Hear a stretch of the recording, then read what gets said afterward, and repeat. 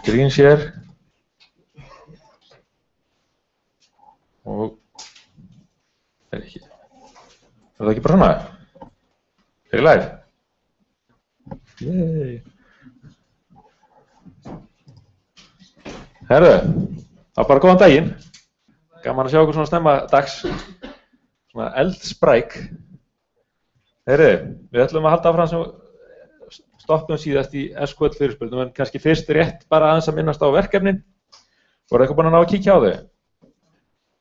Ég heyri svona út undan mér að það er einhverju búin að lesa einhverja liði og svona og hérna sem er mjög gott og mjög gott að það sé búin að kíkja það. Að sjá. Ég ætlaði að bara enga. Þetta er sem sagt dæmatímaverkefnið. Setti hérna lesefnið eins og við erum vön að gera. Hvað er best að hafa lesið og þið náttúrulega eru búin að fylgjast með þannig að þið eru með þetta alltaf reynu búin að æfa ykkur svolítið.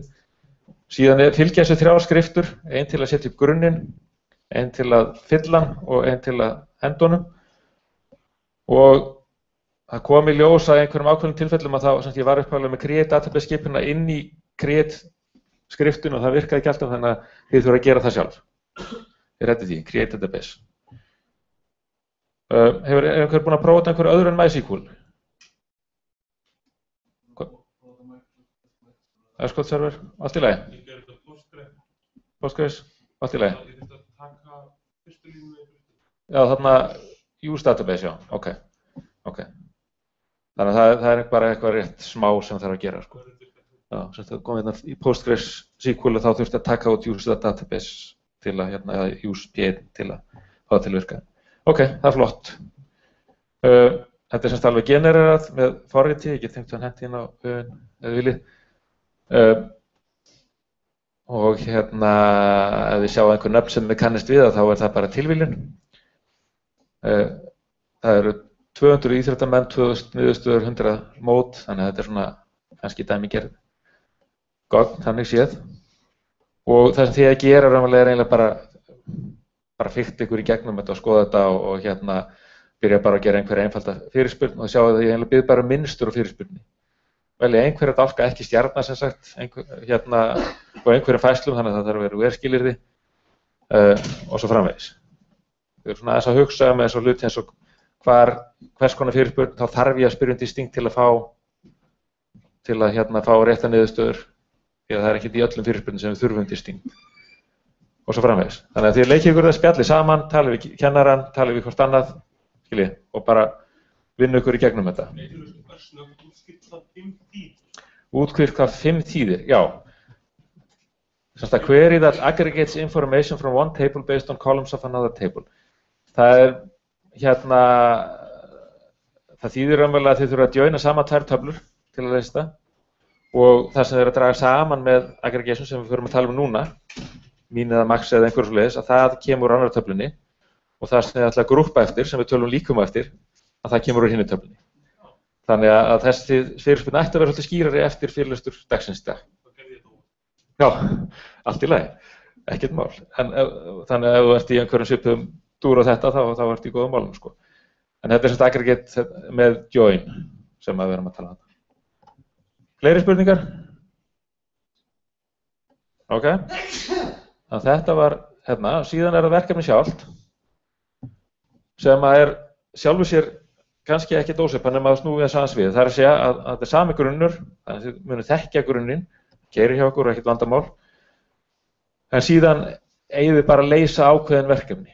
Það er að segja við segjum hvað á að koma og þið að fylgja því og þið að fylgja því mjög nákvæmlega.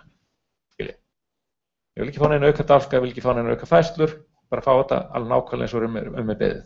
Þannig að það er eiginlega það sem er erfitt í þessu verkefni er að gera þetta alveg nákvæmlega rétt, fylgja forskriftinni.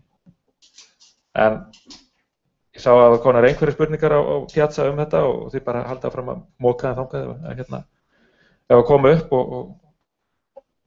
í þessu tilfelli að þá ætlum við ekki að gera skýrslu, við munum gera skýrslu síðan í framhaldinu og svo kom svona sérbeiðni frá dæmatímakennarar þegar þið gera mjög leitt en það er miklu betra að skrárnar ykkar heiti .SQL ef það eru SQL skýrstur en grading monster sem þið nota til að fara yfir að höndlar sem sagt .SQL skráir allt öðru sem .txt. Þess að þá þarf að opna hérna default editor sem er eitthvað þróunarumhverfi og tekur alveg bara hálfa mínútu. Þannig að það lengir fyrir yfirferðinu mjög ef þið hérna skýra þannig að við semst að biðja ykkur að skýra þetta .txt og við biðjumst afsökunar á því það er rangt, þannig að þið eiginlega vinnið með þessu .SQL og þannig skilið að breyta í .txt en það munar þá geta séð þetta bara inn í umhverfinu og það munar ansi miklu í yfirferðinni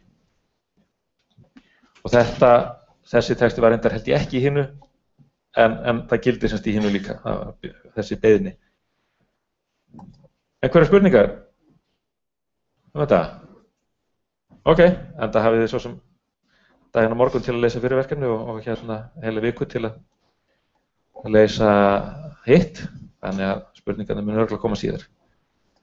Við höldum að það sé ekkert óskaplega erfitt verkefni og það hluta til að þið hafið svolítið mismunandi bakgrunn, þannig að fyrir þau okkar sem hafa ekkert snert á gagnasafnsfræði, þá verður þetta svolítið erfitt, fyrir þau okkar sem hafa farið gegnum veffortuna þá ætti þetta að vera svona tiltölulega þægilegt. En engu að síður ekki hérna passið ykkur að brenna ekki inn á tíma með það. Það verður ekki tekin sein skil. Það er bara klukkan 10, vikudag eftir viku að þá þurfum við að skila og ekkert múður með það. Þannig ef þið eru eitthvað tæp, skiliði nokkra mínútur fyrir 10 þar sem þið hafið og skiliði síðan rétt fyrir 10 þar sem þið hafið þá og bara þannig að sé inn í verkefnið. Skiljið hvað við? Ekki lendi því að vera búin með 99% en vera ekki búin að setja neitt inn.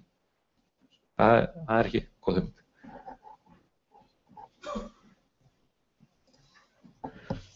Ok,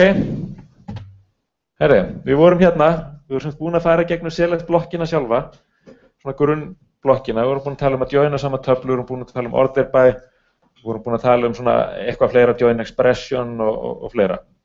Og við vorum komin að því að fara yfir í aggregation eða samsöfnun, þar sem við erum að draga sama gögn og við ætlum að tala um það nokkuð ítarlega, taka kannski síðan einhverjar æfingar til að rifja þetta upp allt saman og tala um hérna nokkur svona praktísk atriði, svona til viðbótar þau sem við höfum tekið hérna, þessum álíður. Og aftur ef þið hafið einhverjar spurningar, hérna þá endilega láta vaða ef þið eru hérna, já, ef eitthvað er óskýrt, bara láta mig vita því. Nú þessi aggregation, þetta er raunverulega til að draga saman upplýsingar og þá kannski yfirleitt talnaupplýsingar en það er svona hægt að finna þann sem er síðastur í stafrófsröðinni og eitthvað svoleiðis. Ég veit ekki hvað ég held að sé ekki hægt að reikna meðalnafn til dæmis, það er ekki miklu merkingu.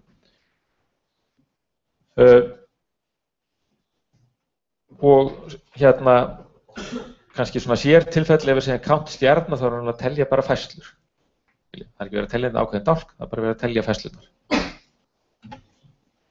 Dæmi, veljum meðalverð úr töflunum sels þar sem er bjór saman sem börn. Þannig þá erum við að reikna bara meðal söluverð á börn yfir alla bari. Erum við að því?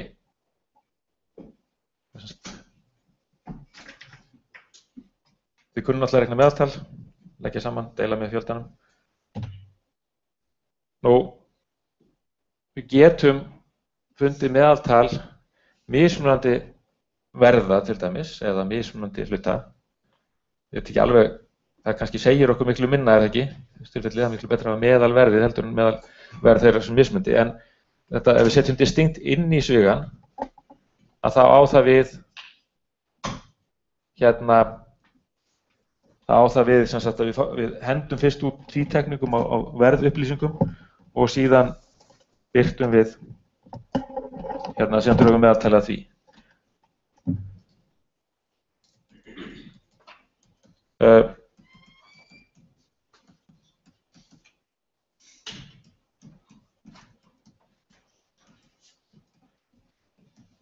Hvað gerir þessi fyrirspurn?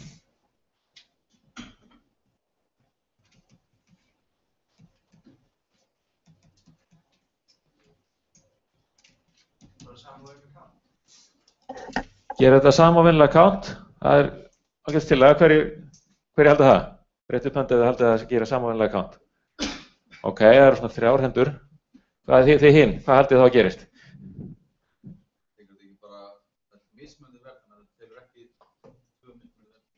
tekur öll mismunandi verð, þannig að það annar möguleiki, það eiginlega hlýtur að vera annað hvort af þessu eða ekki. Og við sögðum áðan að þessi fyrirspurn hérna, að hún tekur raunverulega fyrst mismunandi verð. Og þannig að við erum til dæmis með 1, tökum einhverja einfalda tölur, 2, 3, 3, að það fengjum við meðalverið hérna, það að segja við myndum taka þetta þrennt hérna og fengjum út meðalverið 2. Meðan að við sleppum distinkt, þá myndum við fá, það ekki 2,25.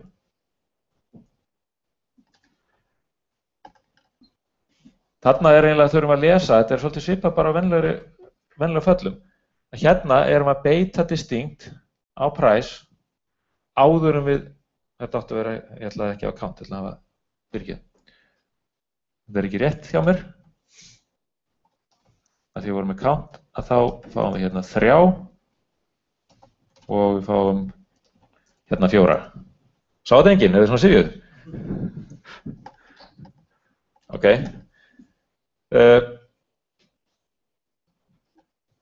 Það sem máli hérna að hér distinct, sjáðu þetta inn í sama scope og price. Við munum hvað scope skiljið, þeir eru með það í C++ til dæmis, hvar gildir þetta? Þetta inn í svigan með price, þannig að við erum að beita þessu á price. Hérna distinct komið út úr scope með price. Það komið inn í þetta scope hérna, þannig að við fyrir að beita því á count.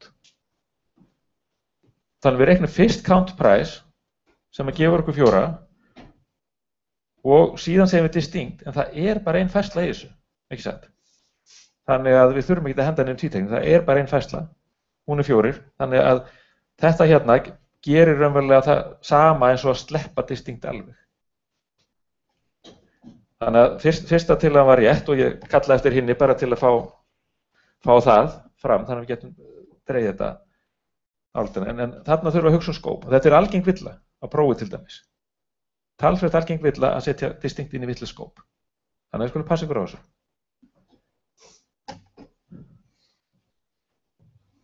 En erum við með þetta á hreinu? Það eiginlega bara í þessu tilfelli að því að distinkt inn í count, þá beitum við fyrsta count, að því að distinkt fyrir utan count í seinna tilfellinu, þá beitum við á niðurstöðuna count. Ok. Nú, ef við erum með null í einhverjum dálkum, við erum ekki búin að tala mikið um null, en aðeins samt, að þá náttúrulega leggja þau ekki til í fjölda eða meðaltali eða í talningu og náttúrulega ekki mín eða max, þetta bara, ég veit að þetta ekkert gildi, þannig að það kemur ekkert inn í þetta. En það sem sagt, ef þið til dæmis að telja einhver dálk eða leggja saman eða finna meðaltali einhver dálk, það engin gildi og þá myndum við fá null. Þess að meðaltalið af eintómum nullgildum null. En leið og komið til eitt gildi, það var bara eitt gildi sem 2, það var bara meðaltalið 2. Gildi.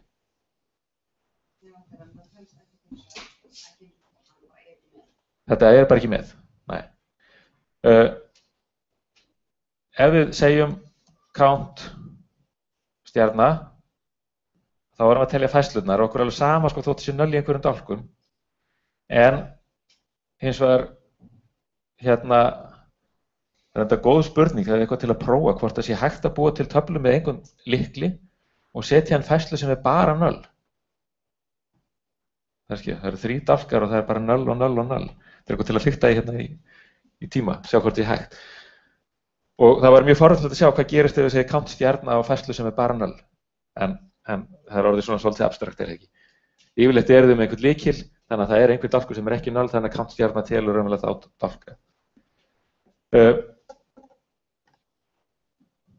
Og ég veit ekki hvort það hægt að kalla þetta exception, að ef þið segið sem sagt teljið í tómu mengi þá fáið þið null. Þannig að þetta eitthvað til að fikta við.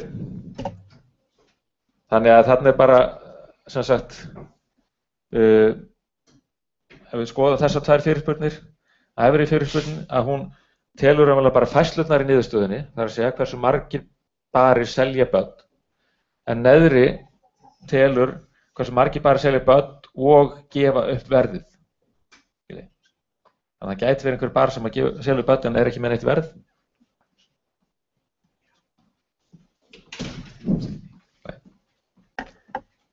Og það þessi munur. Ok, heyrðu, upp með blöðin og blýantinn. Og ég rosalega glaður að sjá að ég sé engar tölvur uppi. Ég mjög ánægður með ykkur. Ef þið gáttu lært það, þá get ég lært gagnsarsfræði. Ég alveg viss það. Það nú ætla að gera fyrirspurn sem að sýnir hæsta verð af öllum bjórum. Vil ég fá skemað upp á skjáinn. Það sjá.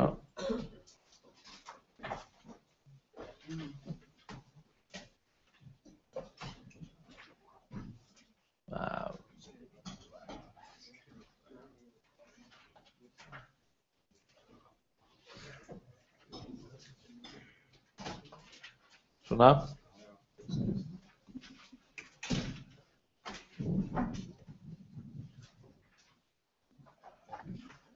Nú, það ekkert rosa mikið mál að læra allar aggregation. Þetta average, sum, count, mean og max. Það ekkert fleiri. Aftur, væri hægt að aggregera gögn á miklu fleiri vegu kannski en þetta það sem búið upp á.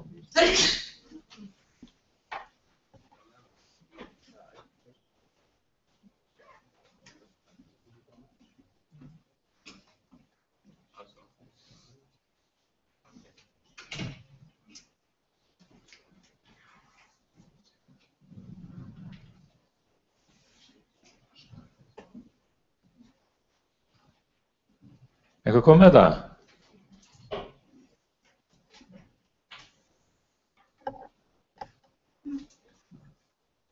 Ég bara birti eina tölu sem hæsta verðið á öllum bjórum. Eitthvað kom með þetta?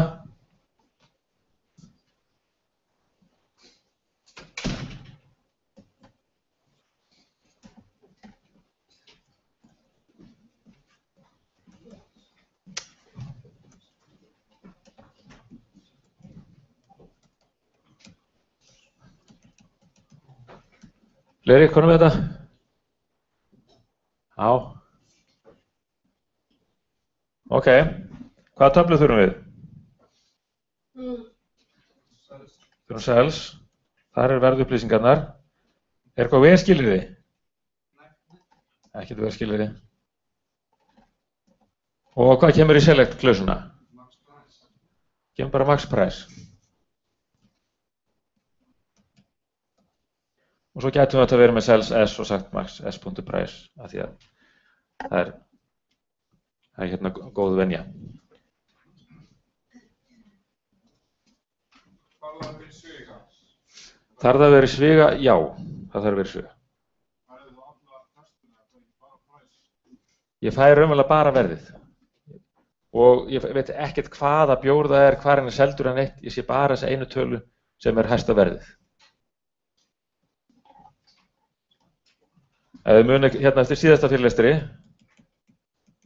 ef við myndum segja select mean S.price from cells S, þá myndum við líklega að fá og við getum, eins og áður getum skýrt þetta þá myndum við fá einhverja töflu sem að vera mean og 0,5. Munið af hverju? Nei, við vorum með dæmi alveg ótrúlega ódýran bjór. Síðustu viku, eða á mánudaginn. En þið fáum bara einu töflu, það er bara ekki alveg svona. Nýtt trikk eða sko ætla að strika yfir gildin. Þannig við fáum bara töflu sem hefur eitt dálk, eina færslu.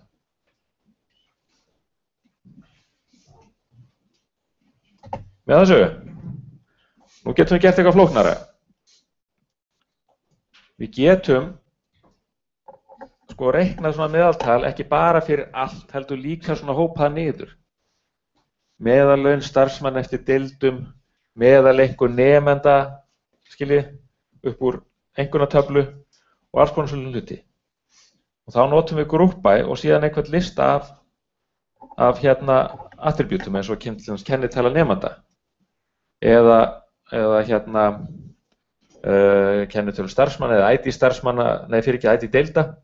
ætla að segja, ef við erum að reikna meðallaun í deildum og svo framvegis. Og við getum eiginlega hugsað þannig, ef við ætlum til dæmis að reikna meðaleinkunn nemenda upp úr einkunnatöflu, þá getum við hugsað eiginlega þannig að við röðum fyrst töflunni eftir kennitölunni eða ID-inu eða hvað það er. Og síðan förum við í gegnum þessa röðu töflu og við bara finnum meðaltal hvers hóps, skilji. Fyrst kemur nemandi númer 1 og allar einkunnar hans, og við reiknum meðaltalið þar, birtum síðan nemandi númer 1 meðaleinkunn. Finnum nemandi númer 2, reiknum allar, leggjum saman einkunnar og deilum í fjöldanum, birtum 2 og meðaleinkunn. Þannig getur maður hugsað þetta og þannig er þetta yfirleitt gert. Með því? Ok. Dæmi hérna, við ætlum að finna sem sagt meðalverð hvers bjórs sem er seldur og það gerum við með því að segja bara við veljum bjór og svo average price úr töflunni sales og við notum group by beer. Og þið sjáu hérna, þetta er sama og það er eiginlega nauðsynlegt, þetta verður að vera það sama. Group by klausan og sales klausan hérna þurfa að vera það sömu.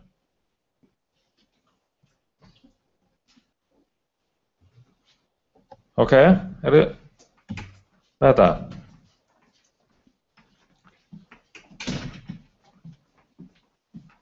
Nú, við getum gert sem sagt hérna, með að sjá, hérna er fyrirspurn, við ætlum að finna fyrir hvern drykkjumann meðalverð böllbjóra á börunum þeirra. Þá sjáum við erum með sem sagt drykkjumann og meðalverð og við þurfum að joina saman töflurnar að því að upplýsingar hvar hann stundar barana koma á frequents og verðið kemur úr sales. Og síðan erum við skilyrði að við ætlum bara að skoða böllbjóra og svo grúppum við með eftir drinkar. Sjáðu hvernig við lesum þetta? Þannig að það er join í þessu og hér er join skilyrðið hérna. Við ætlum bara að skoða ákveðna bjóra og hér er það skilyrði og svo er þessi grúppa og þið sjáðu aftur að þessi hérna, þetta er það sama.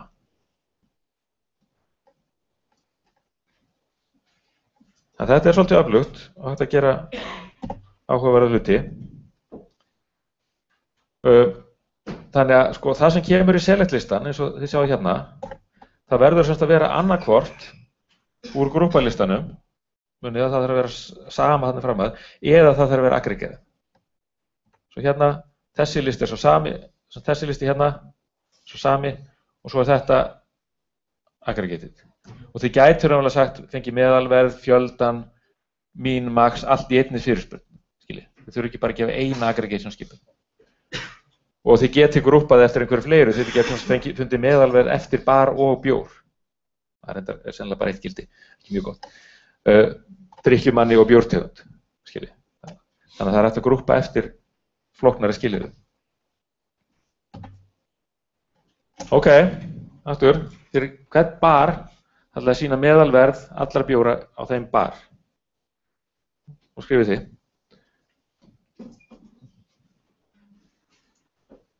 Og ef þið eru að hlusta á þetta heima, þá er sérst með á hinum skjánum hérna glæru 6 úr glæru mánudagsins.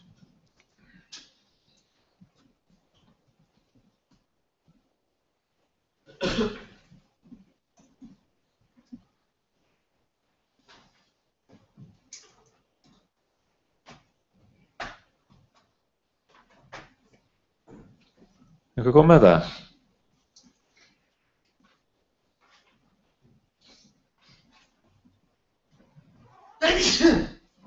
Hjálpir.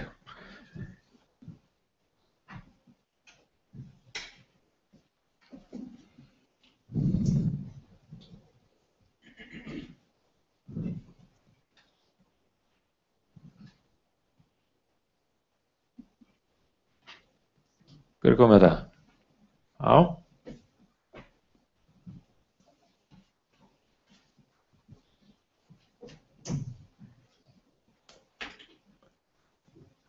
Byrjið á select og from allavega. Og svo þurfum við kannski grúppa í þessu.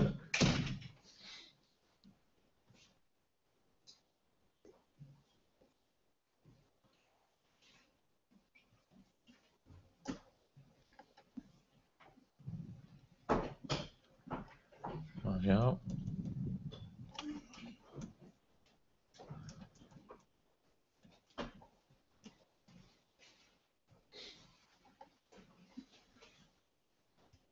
Hvað kemur í, hérna, hvað töflu þurfum við? Þurfum bara sels eða ekki? Ok, en hvað kemur í select-klausuna?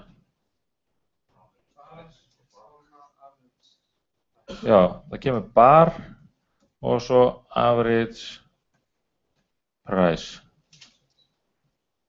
Og það er svona venja, ég hreinlega veit ekki hvort að það er skylda, en það er venja að setja sem sagt samsöfnuðu dálkana aftast og hína fremst. Þægilega er að lesa það þegar ég farið að bera saman grúpa í listan og svo leys. Það venja að hafa bar á undan og svo average price á eftir. Ok, er þetta nóg?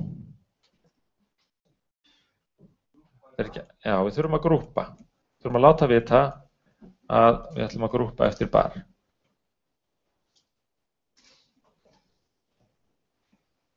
Og aftur, sem sagt, þetta hérna, nei, ég ætla ekki að hafa blátt. Þetta þarf að vera sama. Þannig að það er auðvitað að gera grúpaklausuna. Ok. Myndur þú fá villu og sleppi grúpa? Já. Myndur þú fá villu. Eitthvað til að prófa. Það er alltaf eiginlega skemmtilegast sko, það er ekki bara að læra hvað sko virkar, það er skemmtilegt að líka vita hvað virkar ekki, þannig að þið er alveg hiklaust að sko gefa vitlausa fyrirspurnir, viljandi. Hvað gerist ef ég geri þetta? Fyrir hvern bar sýniði fjölda bjóra sem er seldur á þeim bar.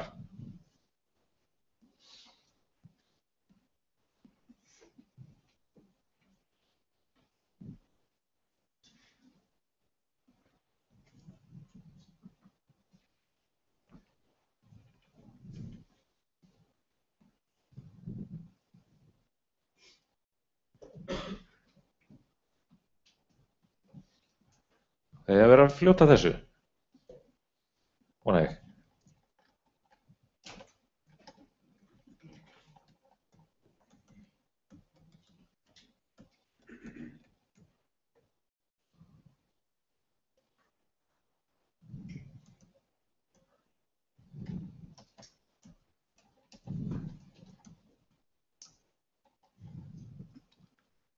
Hver kom með það? Já, slægur hundum, já, flott. Gefum við smá tími viðbót. Ef þið er ekki komið og er ekki að skrifa þá hjá ykkur.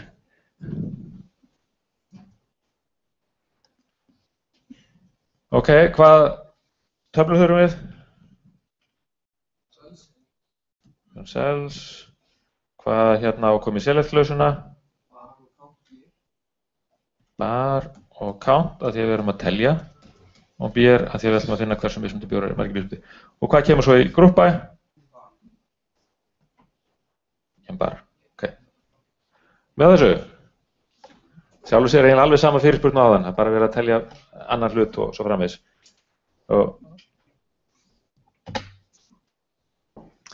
Ok, nú kemur smá flækja sem að hérna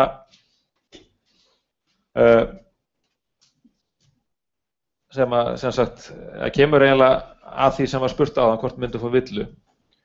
Við skoðum þessa fyrirspurn hérna, select bar from cells og hundsið þarna neðri hlutan. Ef við horfum bara á þessa fyrirspurn, hvað finnst ykkur nætt að gefa ykkur?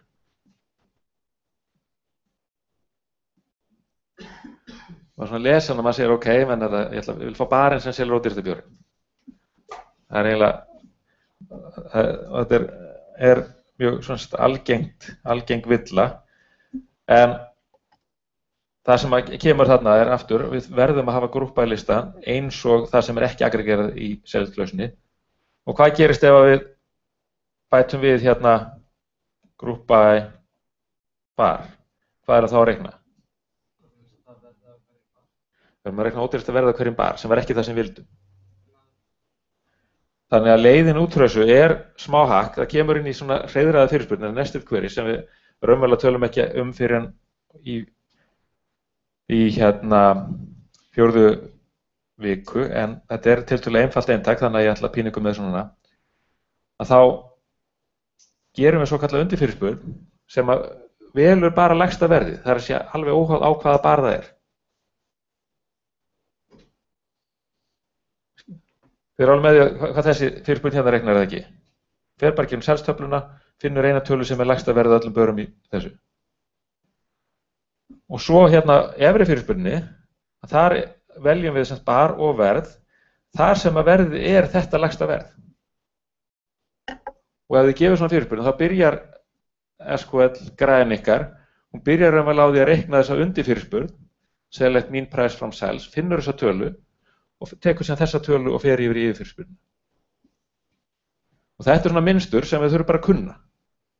Ef þið ætlaði að finna einstaklingin með hæstu meðalengun, eða hvað, eða með hæstu engun, eða skiljið, ef þið ætlaði að finna einhvern með hæstu launin, ef þið viljið finna sko hver það er, þá verðið þið að byrja á að reikna út hvað eru hæstu launin og svo þurfa að finna einstaklingin sem hefur þessi hæstu laun. Þannig að önnur algeng villa að skila beðum hérna finna barinn sem ger lægsta verðið eða einstaklingin sem er hæstur eða eitthvað og eða er með bestan árangur og prófa þess efri lausn. Mjög algeng villa. Þið ætla ekkert að falla í þetta. Já, alveg bara dýfugur í þessu villu. En aftur, þetta sem sagt þetta er ekki bara raunverulega ólöglegt af því að við verðum að hafa grúpaklausun en sem sagt þetta er líka ekki alveg rétt hugsun. Ok. Hér er fyrirspurn, sýniði verð dýrasta bjórs alveg sama frá hvaða bar hann kemur.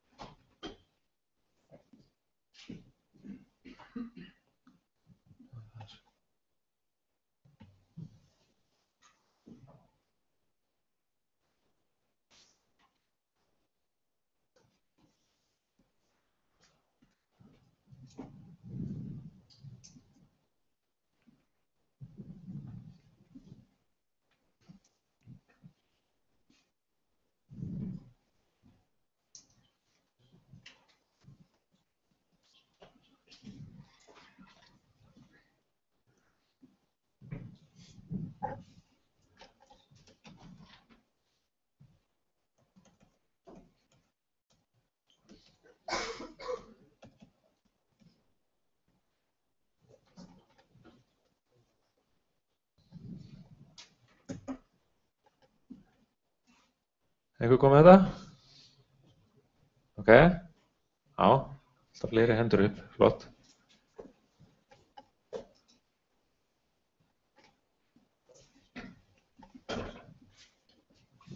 Ok, við erum að nota selstöfluna, það er alltaf bara eitthvað verð. Hvað er í select klausunni þarna? Já, raunverulega erum bara að biðja verðið eða ekki? Þannig að við erum bara að biðja hérna, max price, fyrir ekki. Bara biðja max price. Ok, þannig að sem sagt, ef við þurfum hérna ekkert meira þetta, þá þurfum við ekkert grúpa og ekki neitt. Næsta fyrirspurn, sýnir nafn og verð dýrasta bjórsins, alveg sama frá hvaða bar það er.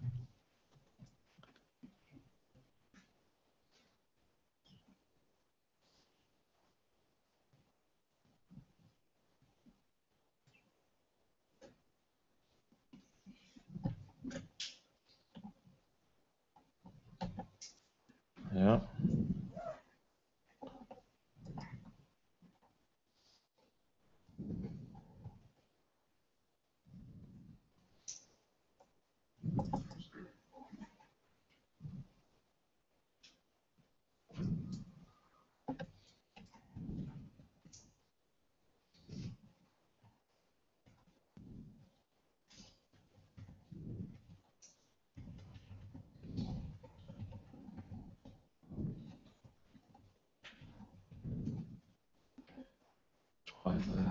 Það glæðir mér.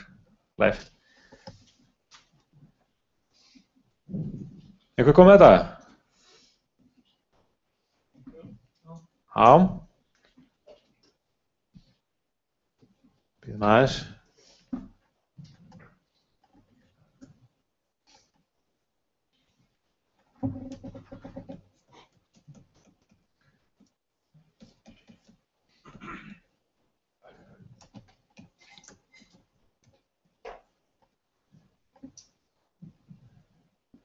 Ok, aftur, við erum bara að nota þessa els hérna. Hvaða dálkar eru í select? Hvað sé ég? Hvað er það? Við þurfum alltaf max price eða ekki, þegar við ætlum að finna dýrasta bjórinn. Og svo þurfum við name á þessum. Ok, erum við sátt með þetta? Nei.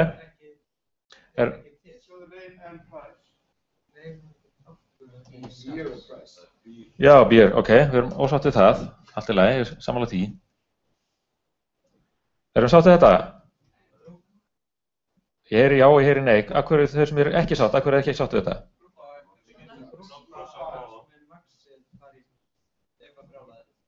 Já, þetta er eiginlega það sem við vorum að tala um áðan, eða ekki? Að hérna, það sem þetta regnar er villa. Ok, ég heyrði einhverstað group by, bér, en þá regnar þetta bara hámarksverð hvers bjórs. Við þurfum að fara í where og einhver læti. Ok, þannig að við byrjum að þessu. Við þurfum alltaf að hafa bjórinn. Ok, byrjum að þessu. Where, og við ætlum að finna það bjóra sem eru jafn dýrir dýrasta bjórnum. Og munið hvað var undir fyrirspyrnu?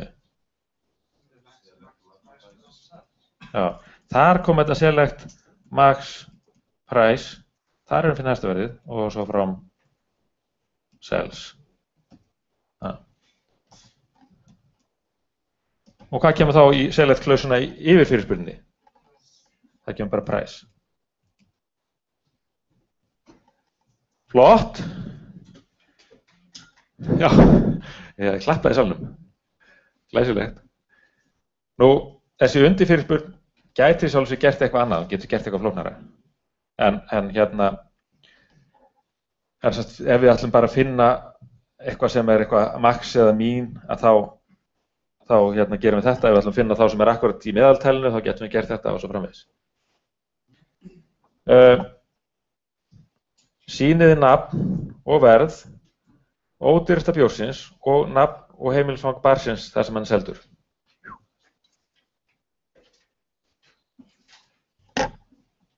Og þetta er aðeins orðið hefi, ekki sagt. Við þurfum að fá smá tíma í þetta.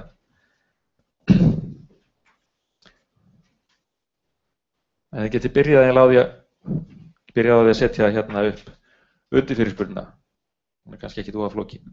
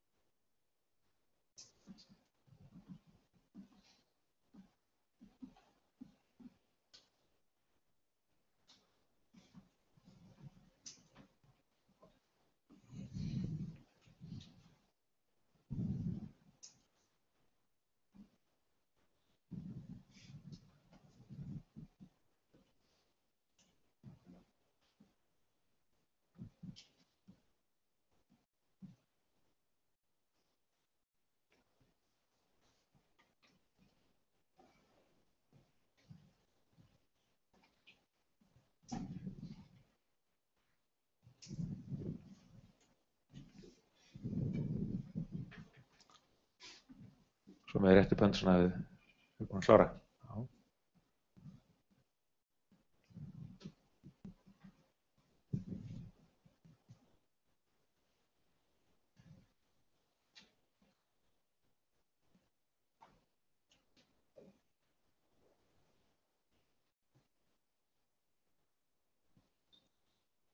Og ef það hefði einhverju spurningar, endilega bara að spyrja.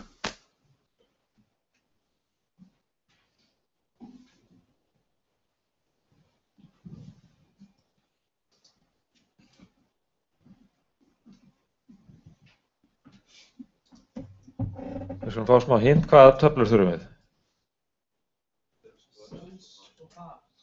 Cells, S og bars P. Það er upplýsingar að koma á það. Hvaða töflur þurfum við í undirfyrirspurninni? Cells, hérna. Og við getum kallað hann S þarna líka, þetta er bara af því að þetta er nýtt skóp. Ég geti kallað eitthvað annað. Og það er sennilega ágætis venja að kalla hann eitthvað annað. Til að rugla ekki saman. Breytunum að efri og niðri.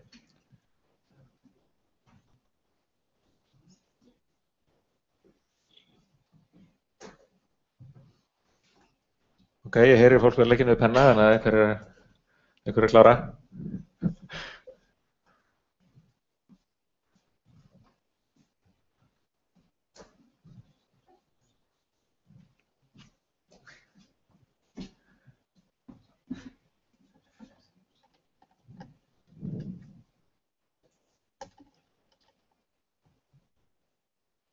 Ok. Hvað erum við að byrja? Við byrja undir fyrirspurninni, klára hana bara. Ekki? Hvað kemur þar? Mín pressa, því við erum að finna ódýrasta. Það er mjög fátækir námsmenn. Desperate. Ok.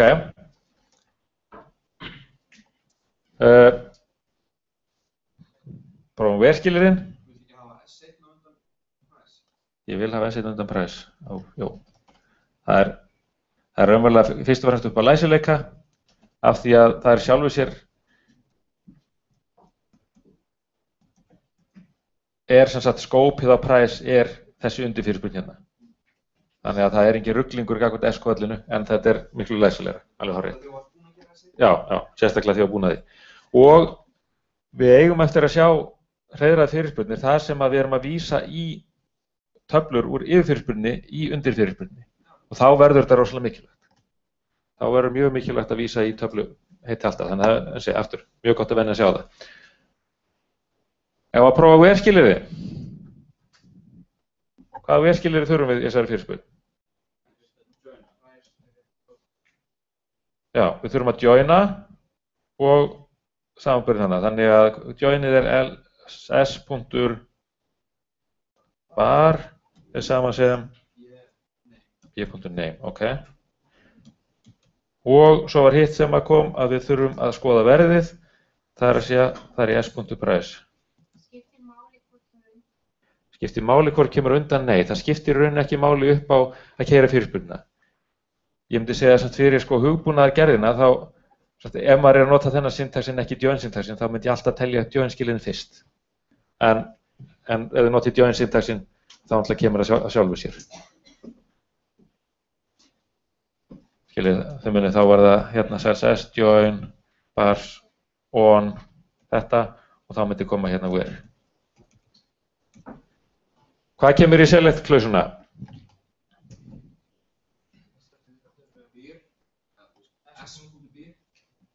Já, við þurfum s.b sem er nafn af bjórnum.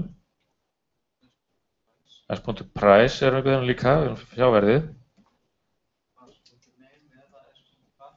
Já, bars.name eða s.bar, við erum taka bars.name. Bars.address. Glæsilegt. Nú er því að segja yes!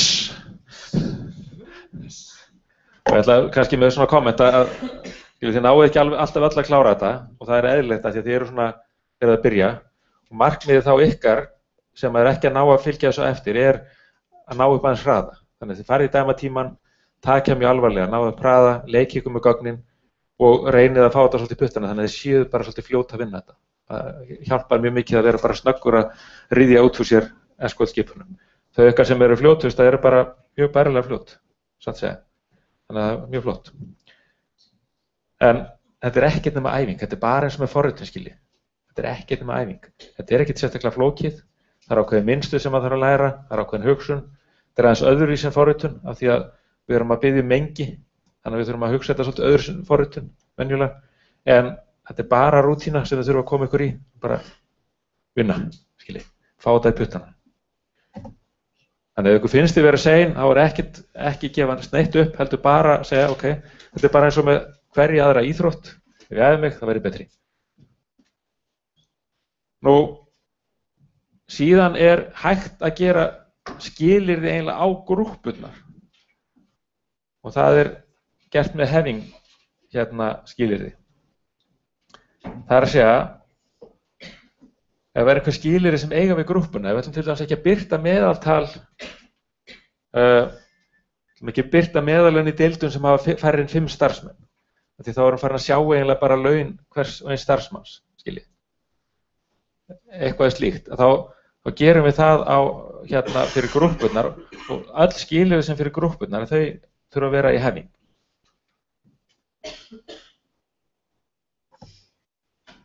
Og það er hægt að gera flókna hluti þar og við komum inn á það í viku 4, ég ætla að tala bara um frekar einfalda hluti.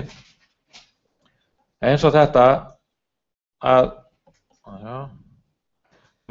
búa til fyrirspurn sem að finna meðalverð bjóra sem eru seldir í að minnsta kosti 3 börum. Ég ætla ekki að láta ykkur gera þetta núna, heldur þá erum við raunverulega með eins og áður, við ætlum að finna meðalverð bjórana úr sels og við erum með grúppa bér, allt í lagi, þetta er bara það sem það séð. Og svo segjum við having count bar stærri en jafnt og 3.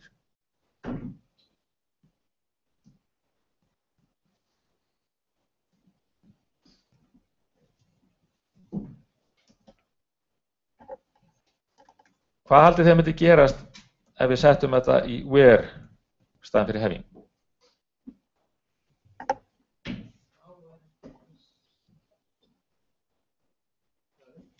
Einfalda svarið er að kemur villa.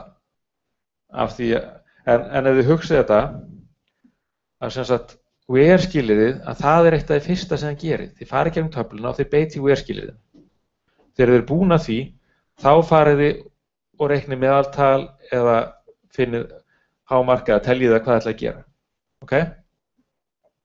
Og það er ekki fyrir að þeir eru búin að gera það sem við vitum raunverulega hversu margir eru í hverju grúppu. Þannig en þá er þið búið með verskilið. Þess vegna verðum við raunverulega að setja þetta annar staðar en í verskilið og þá sá staður er having. Þannig að having er eitthvað sem er gert eftir grúppa og það er eins og verskilið fyrir grúppunar. Enn einn algeng villa að setja having skilyrði inn í where. Eða öfugt reyndar að setja where skilyrði inn í having. Það er muna hvað gerist fyrst og hvað gerist eftir.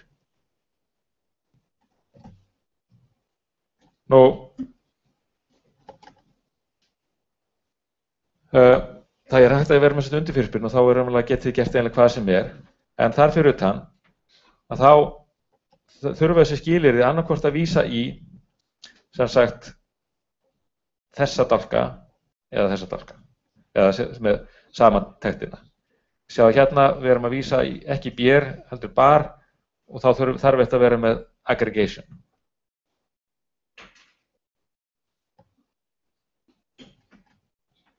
Er með á þessu? Gæti verið einhver having skilyrði á bér og þau skilyrði sennilega getur nú verið inn í where klausunni, en svo getur verið having skilyrði á bar eða semst á eitthvað sem við erum að draga saman, einhver aggregation.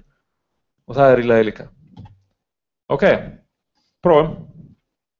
Fyrir hvern bar sem selur meir en 1 bjór sýnið fjölda bjóra sem er seldir og meðalverðið.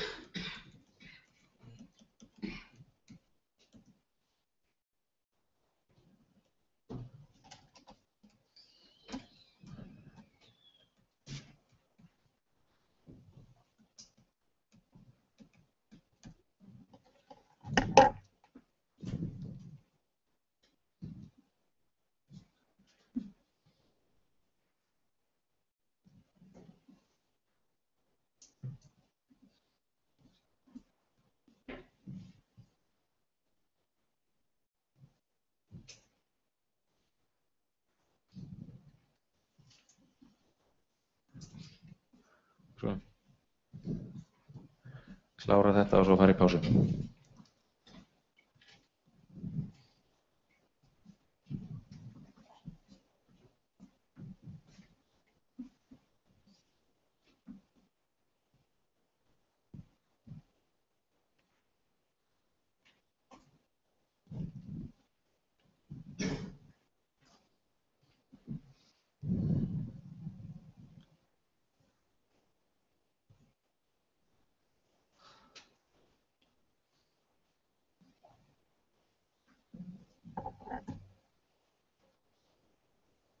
Og með réttu böndir búin.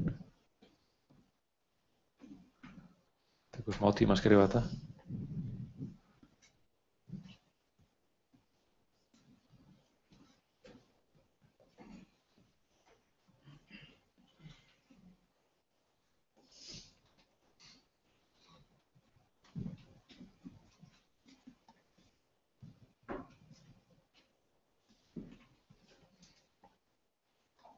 Hvaða töflu þurfum við? Við þurfum bara cells, við erum alltaf að vinna með sömu töfluna. Nei, en ekki að skrifa.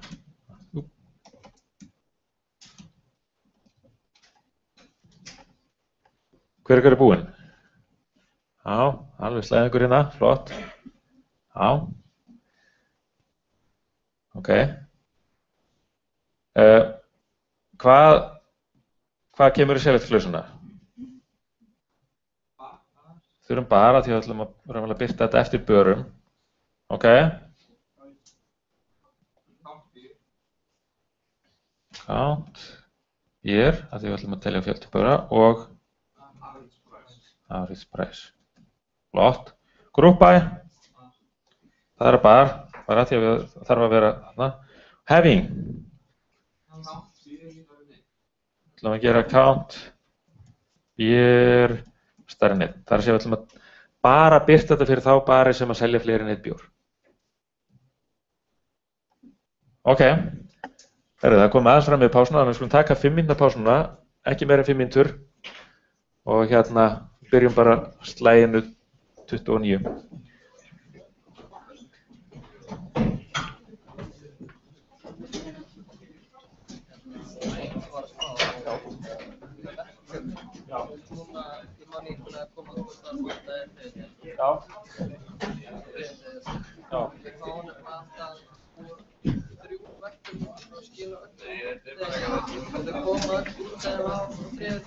Já, svoleiðis, ok. Það var ekki möguleiki að fá verkefnin fyrr. Já, og þau munu koma fyrir næstu verkefni, þau munu fá alveg 2 vikur fyrir. Já, þetta verkefni er ekkert rosalega erfitt. Þetta er 80 spurningar sem að þau eru búin að vera að gera bara nákvæmlega. Þetta er bara eins og... Já, skila það þessu saman. ég veit það.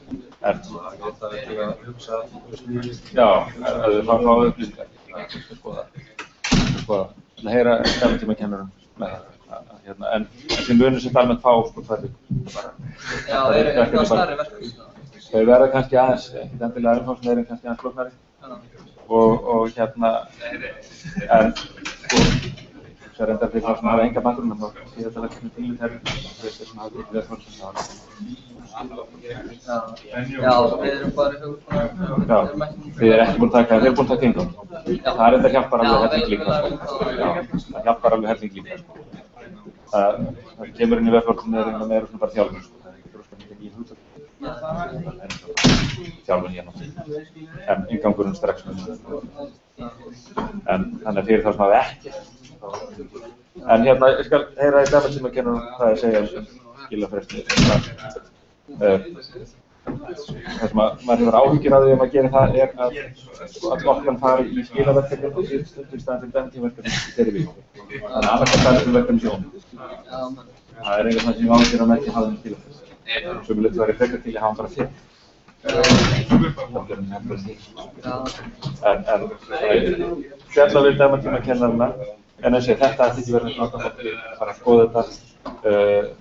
Hafi náttúrulega tíma hjá mér á mánudag hjá mér líka. Þannig að ef það eru spurningar þá er hægt að spyrja þá. En ég skal hérna skoða þetta. En líka með hérna grúpa, alltaf grúpa tvö mismunandi. Það bara grúpa bíl, komma, Já. Það alveg, já. Það veist að maður vilja grúpa. Já, akkurat. Jú, já, var ekki þetta? Ég veit ekki hvort það Já. Nei, ég var með djöðin hérna. Nei, en það er hægt, já. Það er hægt. Já.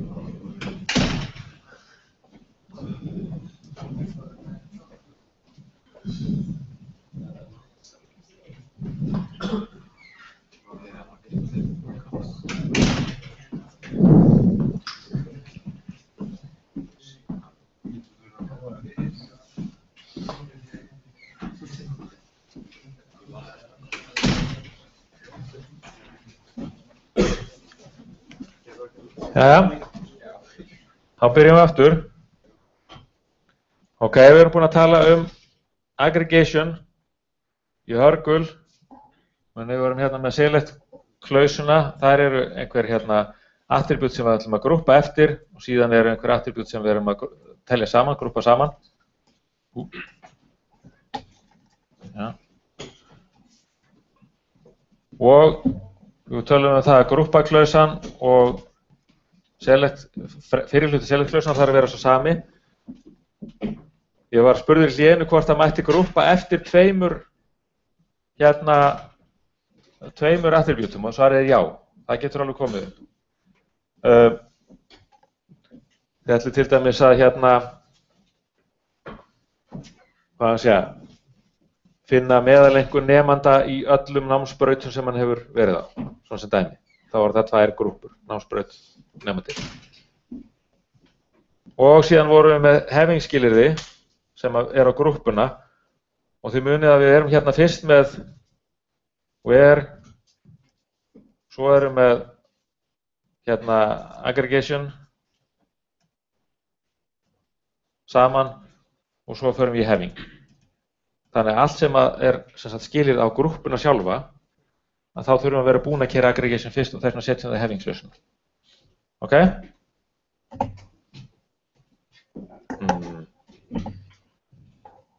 Já. Næsta dæmi.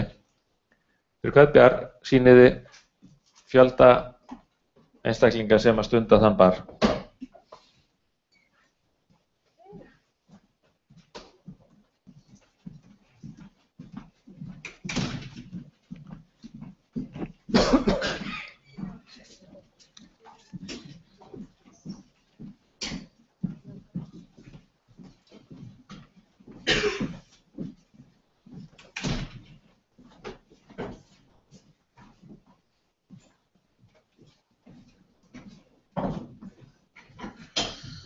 Ég sé að ég þarf að fá stofu nær málinu næst. Eða te og kaffi, kannski.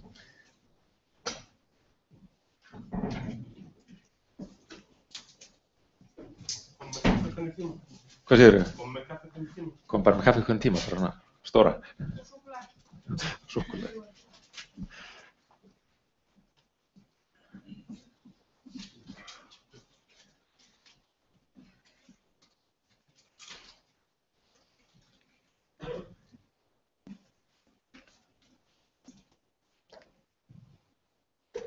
Þessi ætti ekkert að vefast fyrir ykkur, hún er svona tiltölulega einföld.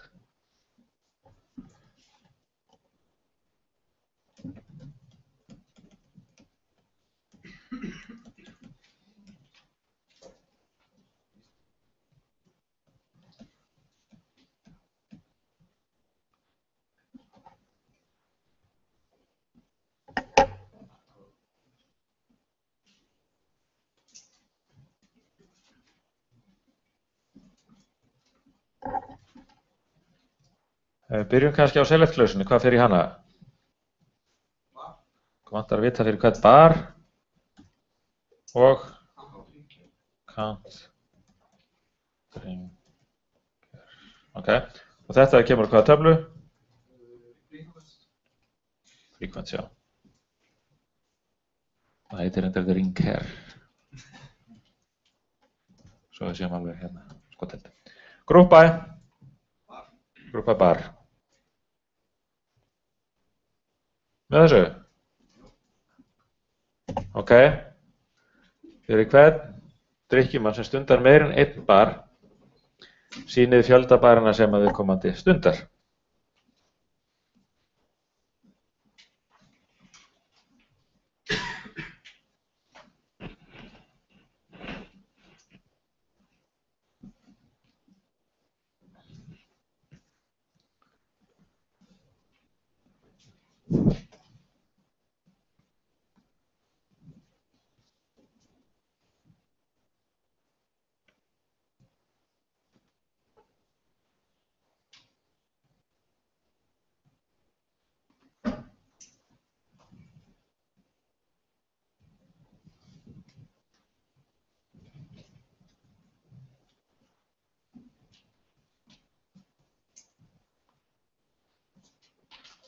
Einhver kom með það?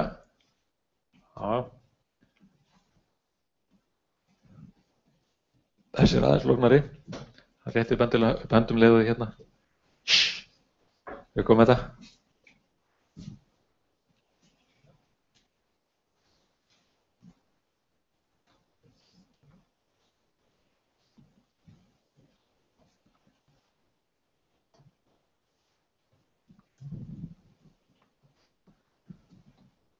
Ef þið haldið höndinni lengi uppi þá með spyrja spurningar.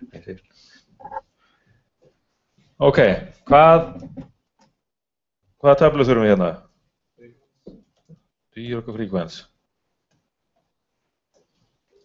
Það er það frám hérna. Og hvaða dálka ætlum við að birta? Ok. Það er bara fjöldi, ætlum bara að telja barana. Sjáu þarna eiginlega minnstur að ef við erum með svona strengi og svo þá erum við bara að telja, en það eru tölunar, þá getum við gert eitthvað fleira. Ok, hvað þurfum við fleira? Group, by og drinker, hérna já, ok, af því að það er sama klausa.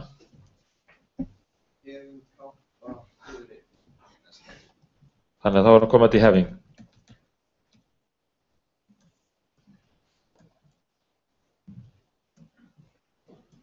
Svona, hefur þið sátt? Er það sem voru með?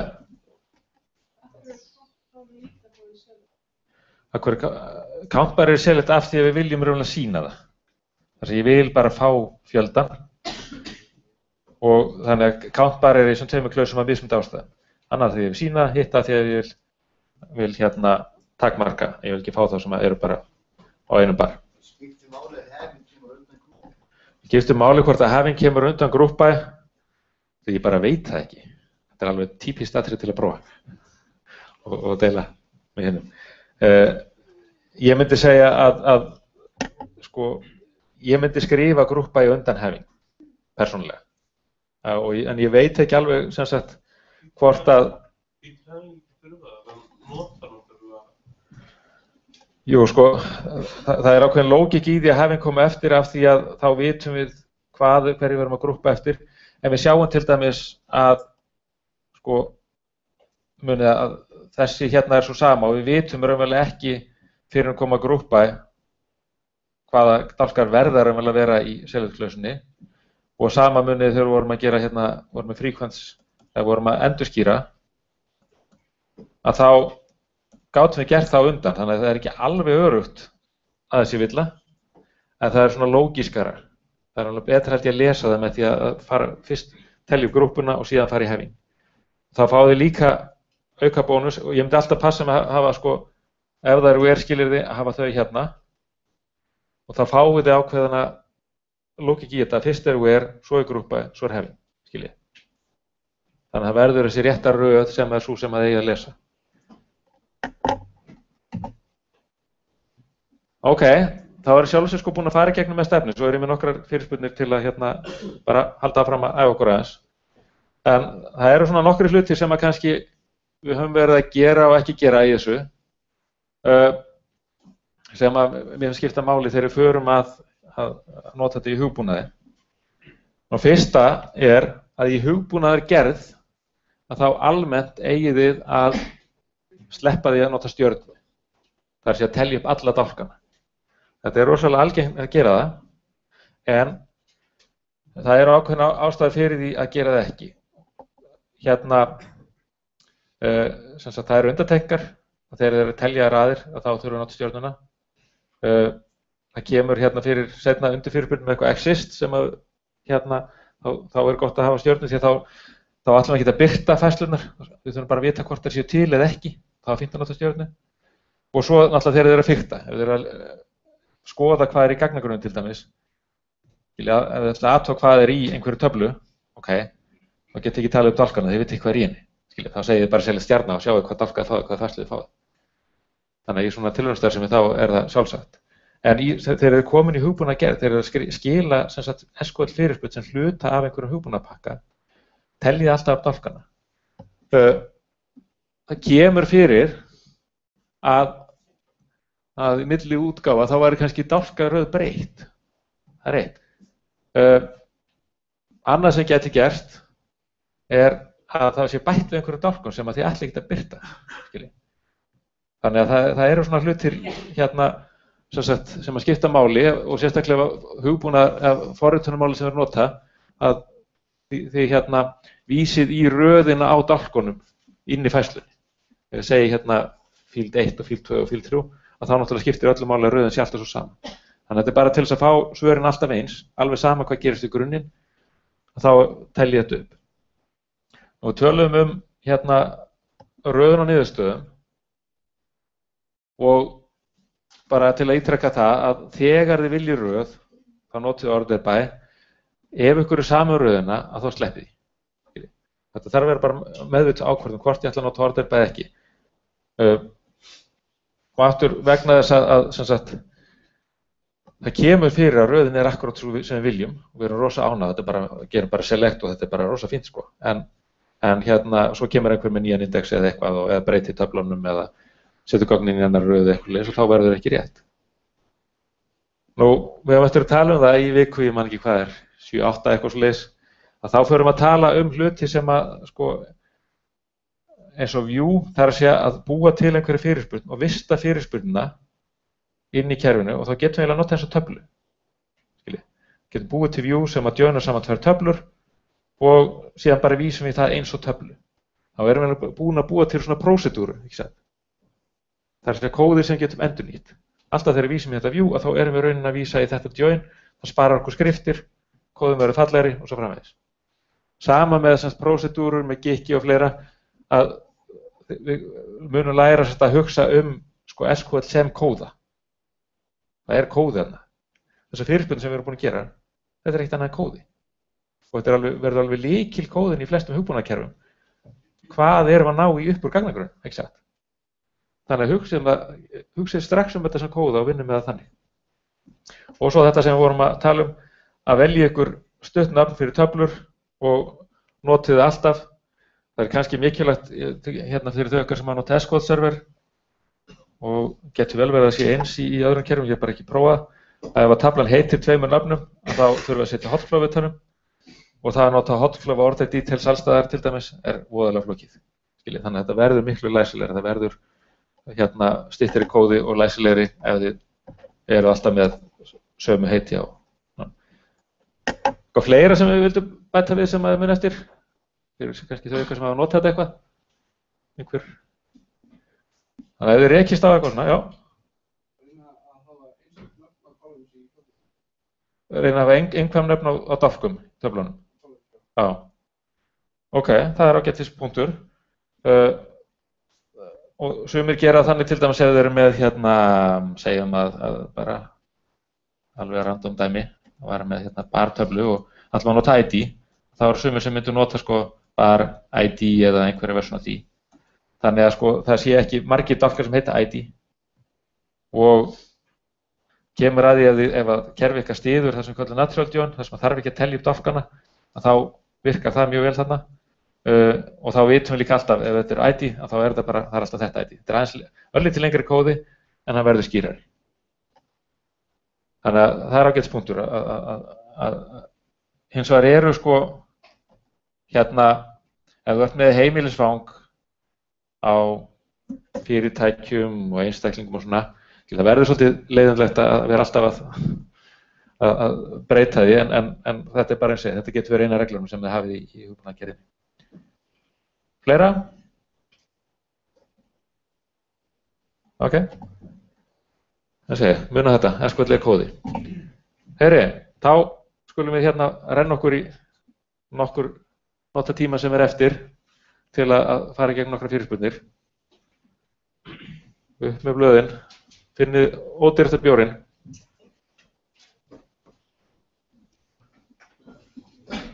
Mér er alveg svona hvað kostar, ég vil bara vita hvaða bjór það er, hvaða bjór er ódýrastur.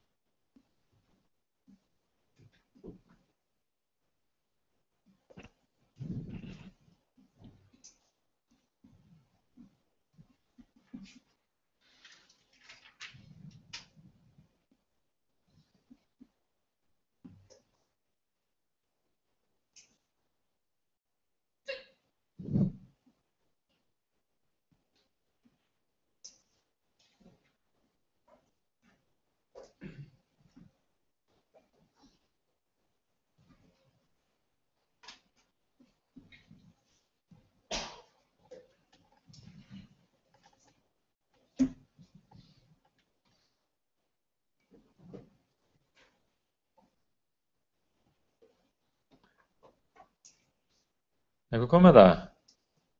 Ok, þeir eru fljóttir, eru vissum að sé rétt? Bara nafnið og verðið það? Já, bara nafnið á honum, bara finna þann bjór sem er ódýrastur. Úr því að ég bæði ekki um neitt annað, en það er svo sem skadar ekki setja verðið.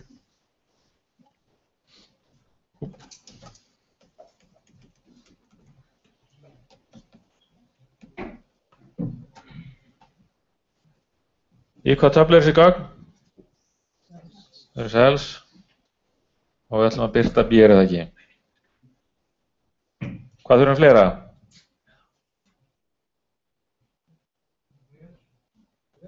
Þannig að við og í því er hvað? Já. Þannig að price sama sem og síðan ætlum við að velja raunverulega ódýrasta bjórinn. Þarf maður alltaf að gera svo undir fyrirspurnir, ekki að segja price jafnt og min price. Þarf maður að gera þessa fyrirspurn, er ekki að segja price jafnt og min price, já, þú verður að gera þessa fyrirspurn. Það er raunverulega aftur af því að í where að þá er verið að skoða einstaka færslur. Þannig að þú hefur ekki sko jafnt og min price að það er eiginlega þessi select min price. Það er akkurat að gefa þér þetta. Þú hefur ekki min price þegar þú skoða hennar færslu er akkurat verið á þeirri færslu. Já. Já, væri eiginlega að bera saman sjálfa sig. Ef það keyrir yfir höfuð, þá verður akkurat að bera saman sjálfa þig og þá myndur skila því öllu. Skilur. Og þannig að það hjálpar semst að hugsa svolítið þessa röðum. Hvað maður að gera á hverjum tíma til þess að vita hvernig virkar þetta. Ok, næsta. Meðalverð allra bjóra.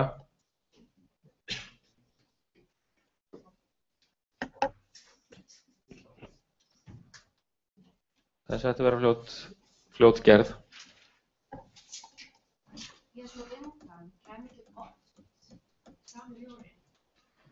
Kæmi ekki oft sambjór, sko það kæmu allir bjórar sem eru jafn dýrir ódýrastu bjórnum.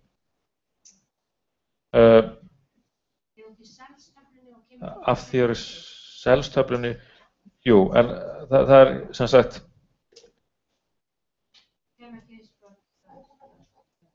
það kæmi raunverulega samt sko kæmi bara fyrir þær færslur þar sem hann er ódýrastur.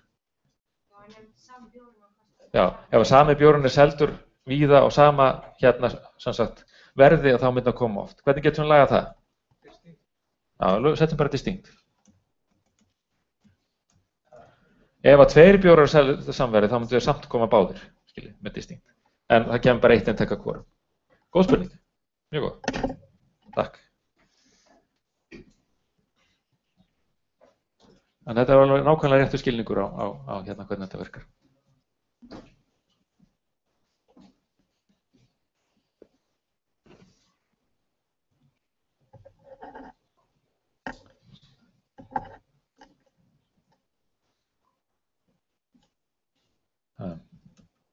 Hérna erum við með töfluna sels, það er augljóst, við erum alltaf að vinna með hana. Hvað kemur í select-klausuna? Það kemur bara average price. Málið dött. Ok. Við ætlum að finna þá bjóra sem kosta minna en $3 að meðaltali. Og ég hef ekki að sýna verðið á hann líka bara til að vera svolítið fancy. Og þetta meðaltalið þá yfir alla bjóra, yfir alla bari. Þetta meðaltal, bjórum tegund á yfir alla bari? Já, meðaltal þessari bjórtegundar yfir alla bari. Ef það er minna, þetta meðaltal er minna en $3, þá ætlum við að birta. Upplýsingar bjórinn, það er að segja nafnið hans og verðið.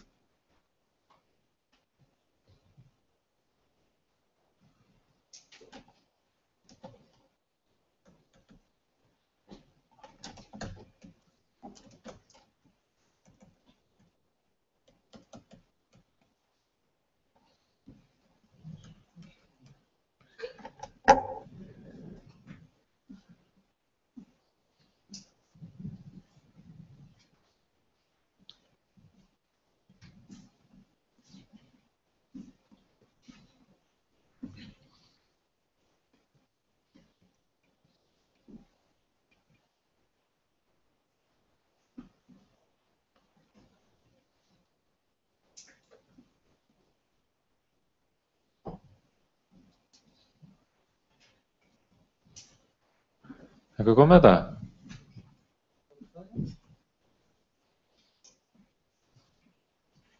Ok, flott.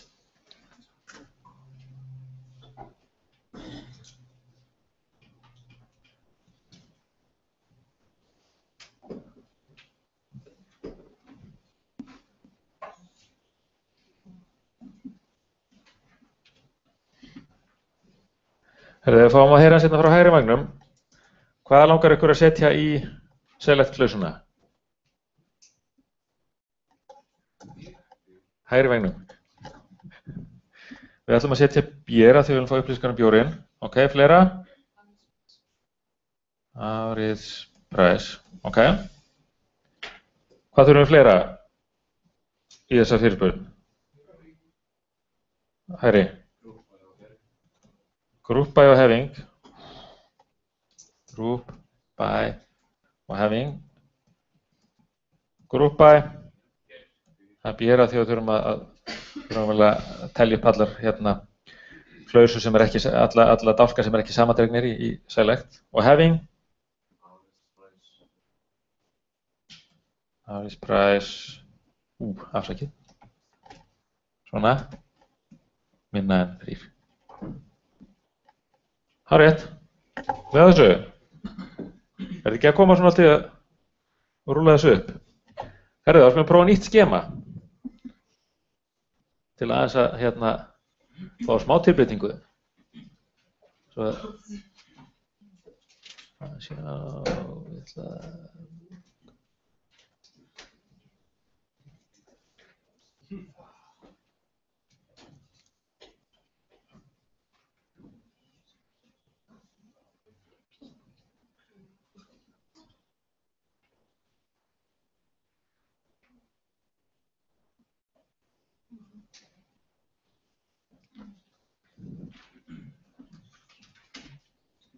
Ok, þetta eru semst leikarar, það eru framleiðslur sem eru sendar á hvernig sviði og hvernig ári. Þetta er svona frekar einföld.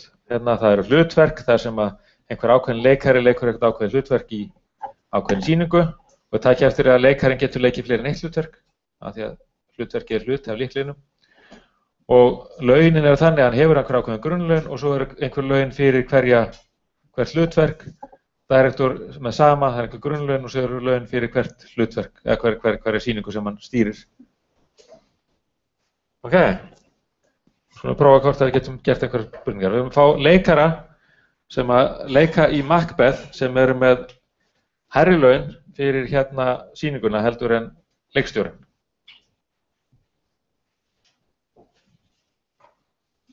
Og nú þurfa að hjálpa mér því ég man ekkert hvernig allir maður svarar.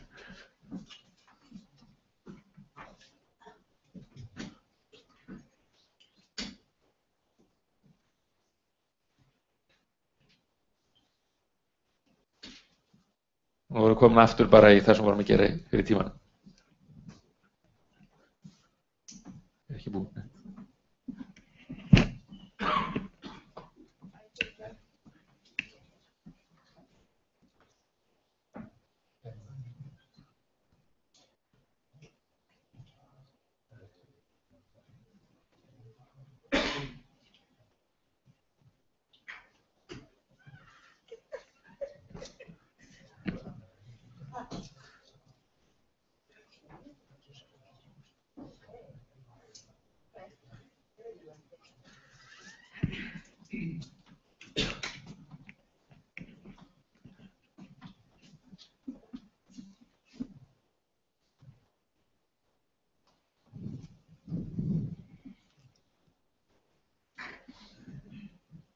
Er eitthvað komið með það? Það er verið að tilkynna mér að það er meistarverð hérna sem byrjar klukkan 10. Þannig að við þurfum að pakka saman fljótlega, þannig að við skulum samt klára þetta og sýna smá mótþróa. Ekki hleypa fólki nóg snemma inn. Þetta er nýtt skema, þetta er aðeins svolítið flókin fyrirspurn. Hvaða töflur þurfum við í þessu? Við þurfum að sjá, við þurfum allavega roles og takk eftir að það er bara ein ein tafla sem byrjar á hverjum staf, þannig að þetta er rosa sniðugt hjá mér sko. Og svo þurfum við conducts, af því að við þurfum upplýsingar leikstjórann og launin hans. Þurfum við eitthvað fleira? Af því ég nota ekki ID að þá erum við upplýsingar leikarann, við erum upplýsingar launin í roles, við erum upplýsingar direktorinn, við erum með production nafnið er þarna, ok, þannig að þetta líklega dugir. Hvað kemur í select? Það er bara r.reaktor. Við ætlum bara að finna leikarann, við erum raunverulega, ætlum ekki endilega að birta launin eða eitthvað svoleiðis. Ok, hvað kemur í where?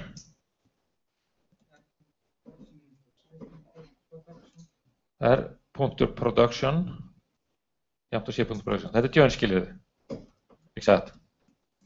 Byrjum að hugsa þau. Og já. R.prod salary er hvað?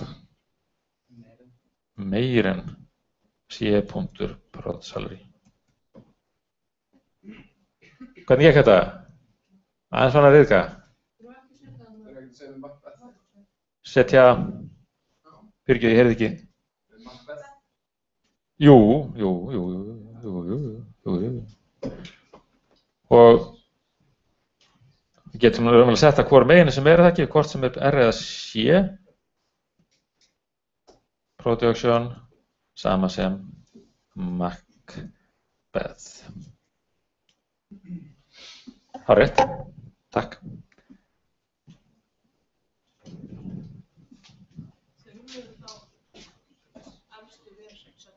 Þurfum við efstu versetninguna.